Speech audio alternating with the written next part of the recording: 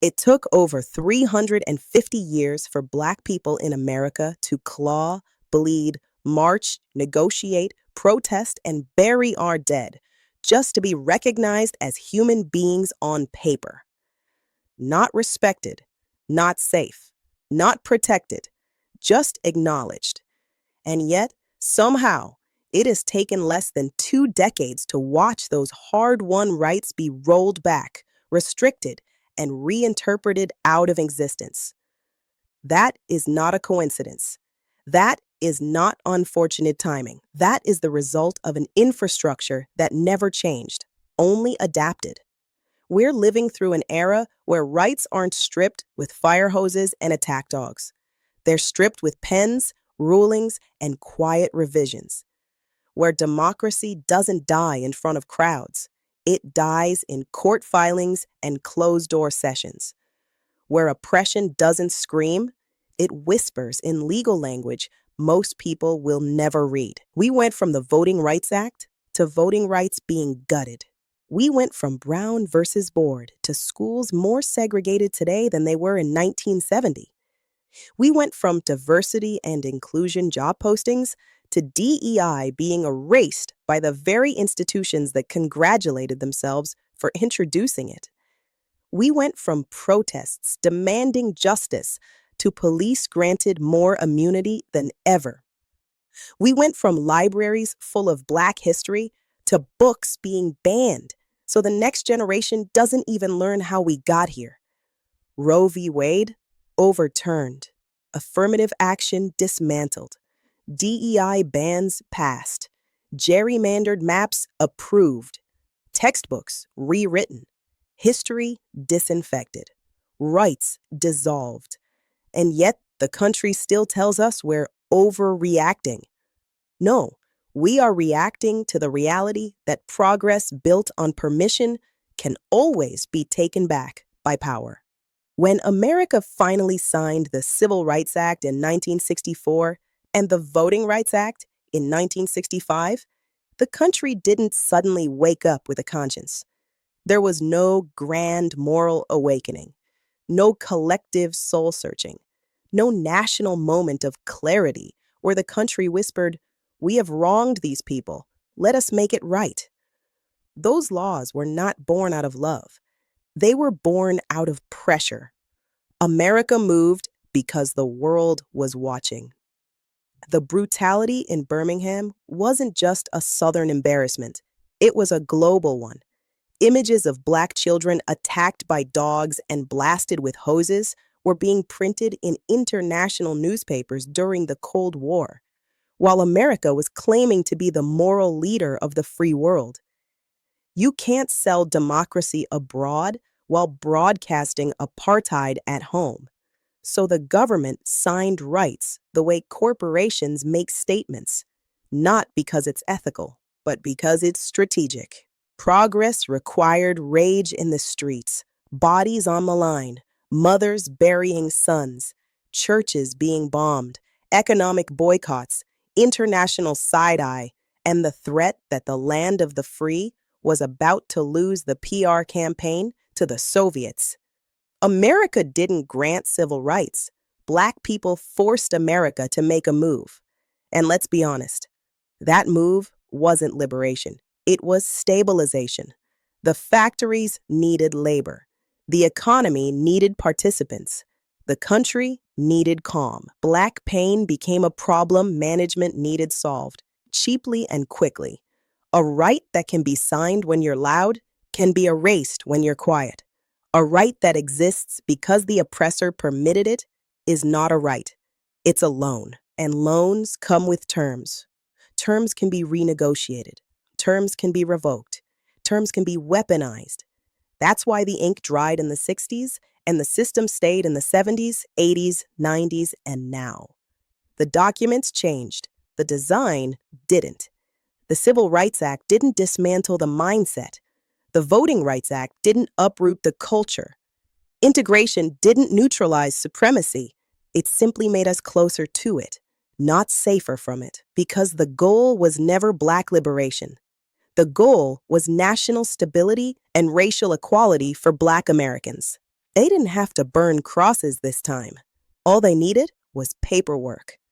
The new discrimination doesn't march in uniforms. It drafts legislation. It files motions. It hides inside language the average person doesn't read. It weaponizes procedure while pretending to protect order. This isn't random, and it isn't reactive. It is a blueprint. Quiet, legal, strategic. You want to remove the black vote? You don't need intimidation at the polls. You redraw the map. You want to eliminate accountability for harm? You don't need to justify violence. You grant officers immunity. You want to erase Black history? You don't need book burning rallies. You ban curriculum under the guise of comfort. You want to disappear conversations about race? You don't need slurs and speeches. You ban DEI, silence workplaces, and shame dialogue. The country didn't erase racism, it rebranded it. No bullhorns, no mobs, no torches. Just statutes, rulings, and revisions pressed into the nervous system of the system. While some of us were celebrating symbolic inclusion, boards of education were deleting our stories. While workplaces posted black squares in 2020, lawmakers were planning how to outlaw the conversations that created them. Oppression doesn't always evolve. Sometimes it simply updates its software. The strategy is brilliant because it's boring. It happens in rooms without cameras. It happens while people are working, scrolling, sleeping. Outrage has a 48-hour attention span. Policy lasts decades. Power learns something. It no longer needs chaos to control us, just procedure. Because discrimination doesn't need to be loud to be lethal. America loves a good progress story. It's the country's favorite genre, right after denial. The mythology goes like this. Things used to be bad, but they're better now. And because they're better, they'll keep getting better. And because they'll keep getting better, you should stop complaining. That's the sales pitch. And we were expected to buy it without a receipt. This country talks about progress like it's a moving walkway at the airport. Stand still, and somehow you'll keep moving forward. Meanwhile, every system in power is running in the opposite direction, full speed, carrying scissors. Progress in America has never been automatic. It has never been guaranteed. It has never been linear. Progress has always been rented, never owned. The moment Black people make advances, the system suddenly rediscovers its love of tradition. That word has never meant Christmas lights and apple pies. It has always meant hierarchy and silence. When we demand rights, America tells us to be patient. When we get rights, America tells us they were earned too quickly. When we defend rights, America tells us we're ungrateful. When rights are taken back, America tells us, relax, it's not that deep. If progress were permanent, we wouldn't still be fighting the same fights our grandparents warned us about. If progress were guaranteed, land of the free wouldn't come with asterisks and exceptions. Linear progress assumes everyone agrees on the destination. But some people don't want equality. They want dominance with better branding. And the pushback isn't new. It's predictable. Every time Black Americans take a step forward, America releases a limited edition backlash collection. We get Reconstruction. They release Jim Crow. We get civil rights. They release mass incarceration. We get Barack Obama. They release the sequel nobody asked for. Progress isn't a staircase. It's a revolving door. And we're tired of walking in circles while being congratulated for movement. Because what good is progress if it loops back to the same crisis, the same violence, the same exhaustion? America wants the appearance of advancement without the inconvenience of equality. And here's the part that hurts. They genuinely believe the story they're telling. They believe the optics. They believe the myth. They believe linear progress is real because it has been real for them. We're the only group told, look how far you've come, while being pushed backwards at the same time. Linear progress is a bedtime story told to adults who'd rather sleep than confront the nightmare. One of the most effective psychological strategies in America has always been conditioning Black people to be grateful for what should have been human rights in the first place. Not thankful, indebted. We were just told we received rights. We were told we were granted them, as if equality was a gift bag handed out at a charity gala. That's not progress. That's programming. From childhood, we're taught be respectful, be grateful, be careful. Don't draw attention. Don't embarrass us in front of them. Notice, these aren't random guidelines. They're survival scripts passed down like family recipes because the consequences of improvisation were fatal. This is where the psychology of permission takes root. If someone has the power to give you something, you learn they also have the power to take it away. And once you internalize that dynamic, your identity isn't freedom, it's compliance. That's why when rights were signed, so many of us felt relief instead of suspicion.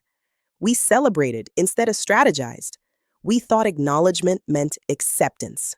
But acknowledgement isn't acceptance, it's awareness. And awareness is the step before decision, not the conclusion of it. The psychology of permission is subtle and effective because it trains the oppressed to measure progress by the approval of the oppressor. We stop asking, is this just? And start asking, is this allowed? That's how you control people without chains. You convince them freedom is something you bestow, not something they inherently possess.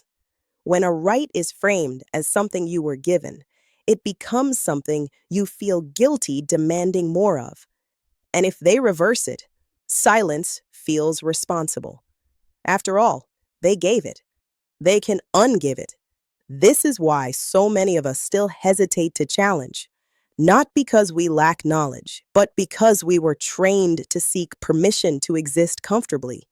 We adjust, we shrink, we adapt, we endure, we cope. They call it resilience, but resilience is just the polished word for unconsented endurance. We didn't survive because the system wanted us to. We survived because our ancestors refused to die where they were buried. A right controlled by an oppressor isn't freedom. It's a loan with undocumented terms and unspoken penalties. And America has always been meticulous about debt collection. Let's stop pretending the Supreme Court is an unbiased guardian of justice. It has always been the final gatekeeper of American power, not the protector of marginalized people. If Congress is the theater and the White House is the stage, the Supreme Court is the script that decides whether the story can change. And historically, the script has never been written for us. This country loves to say, let the courts decide, as if the courtroom has ever been a neutral battlefield. The same institution that once declared Black people property, Dred Scott, later decided separate but equal was acceptable, Plessy, and then took nearly a century to walk back the consequences of both. The Supreme Court has never been the hero. It has been the editor of progress, red penning every line that threatens the narrative. When Trump won, people said, it's only 4 years. But the Supreme Court seats weren't 4-year consequences. They were generational ones. Lifetime appointments ensure that one administration can shape the next 40 years, which means if democracy were a chess game, the court is the piece that was never removed from the board. And they used it. Affordable action? Gone. Reproductive rights? Reversed. Voting protections? Dismantled. DEI? Erased. Police accountability? Dead on arrival. State power to discriminate? Quietly approved. If you wanted to reverse civil rights without the riots, without the backlash, without the headlines, you wouldn't need a mob. You'd only need a majority. 6-3 to be exact. Because oppression doesn't require violence when you have legitimacy. A ruling can do more damage than a riot because it comes stamped with authority, not guilt.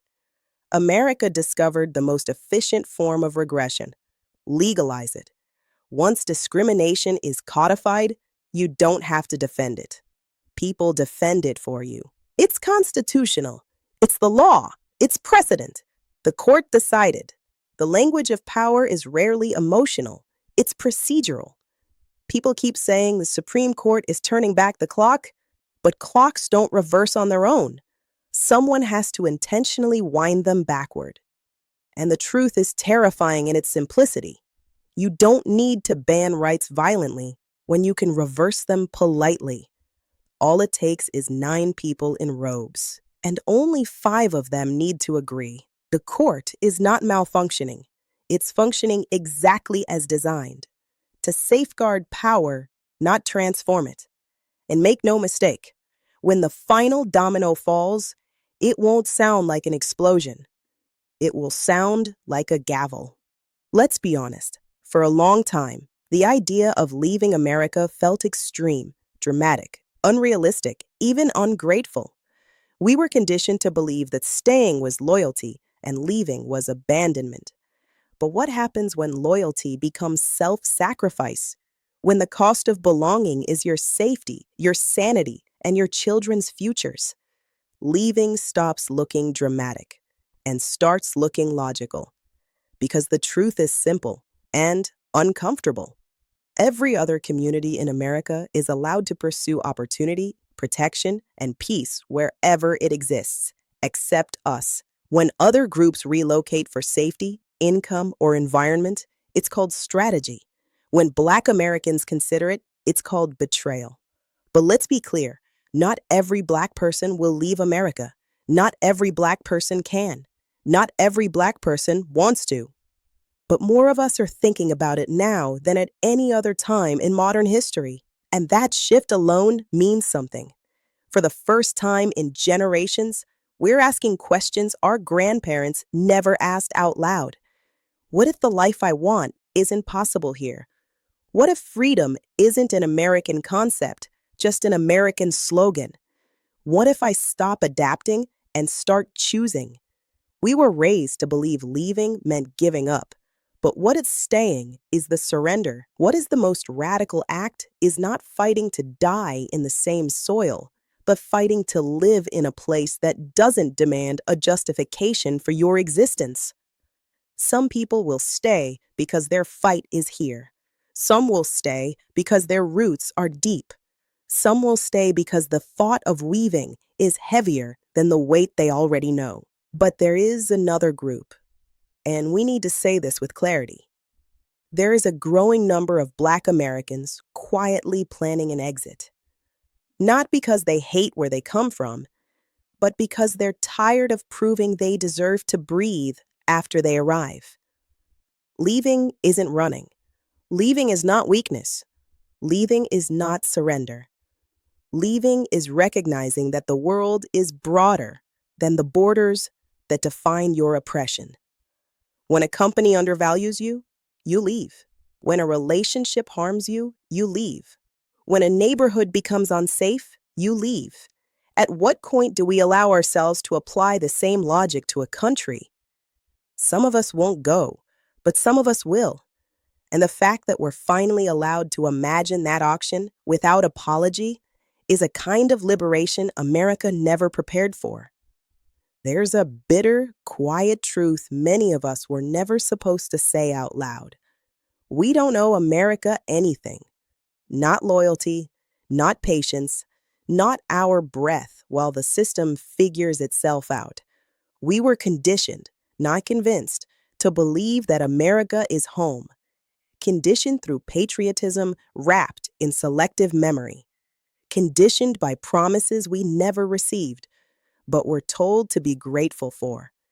Conditioned by the narrative that things are better now, while the evidence, the real, measurable evidence, keeps showing us otherwise. Because let's be clear, the presidential elections of 2016 and 2024 didn't just reveal who America is, they revealed who America always was.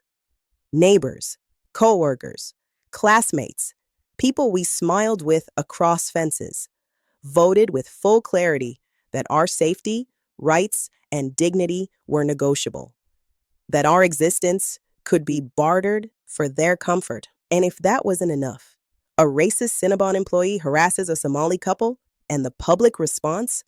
They raised over $50,000 to reward the aggressor.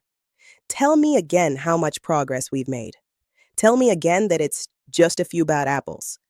$50,000 isn't a few bad apples. That's a whole orchard clapping. At some point, we have to stop acting confused. This is not a relationship. This is a hostage situation with patriotic branding. And we've been told that leaving means losing. But maybe staying is the loss. Staying is the surrender.